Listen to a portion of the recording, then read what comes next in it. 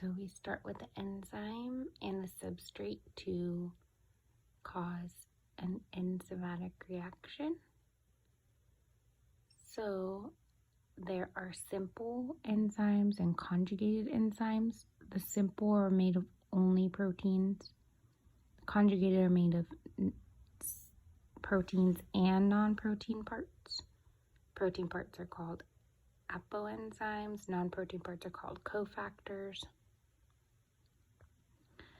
Back to enzymes, the small structures involved in catalysis in enzymes are called the active sites, and the types of activation of the active sites are absolute specificity, group specificity, linkage specificity, and stereochemical specificity, and they're measured in enzyme activity, and that enzyme activity is made up of temperature, pH, and substrate concentration, and they all have their optimum ranges respective to each one.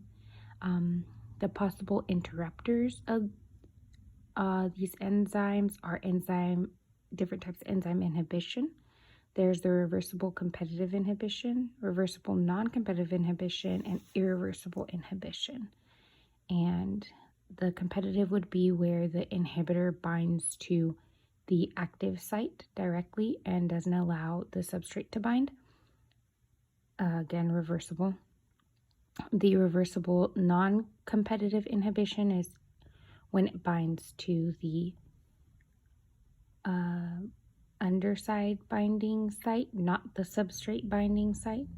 And then also reversible. And then the irreversible inhibition is when there's an extra little that doesn't fit in the active site or the underside. It just latches on somewhere on the enzyme and it's irreversible. I'll go back to the front really quick. And a note on substrates that there's 6 classes. Once the enzyme and substrate activate, there's 6 different classes. So there are oxidoreductases, there are transferases, there are hydrolases, lyases, isomerases, and ligases. And enzyme activity is regulated by allosteric enzymes, and there's 2 different types of allosteric enzyme regulations, those that increase and those that decrease, and the increasing ones are positive and the decreasing ones are negative. And the mechanism, one of the mechanisms is a feedback control mechanism, and there's also a type of mechanism that catalyzes the breaking of peptides known as proteolytic enzyme. And a main component of proteolytic enzymes is the zymogen. And then here at the bottom, it's just talking about the coenzymes in vitamins. And then penicillin inhibits transpeptidase. I believe that's all that I got so far on that.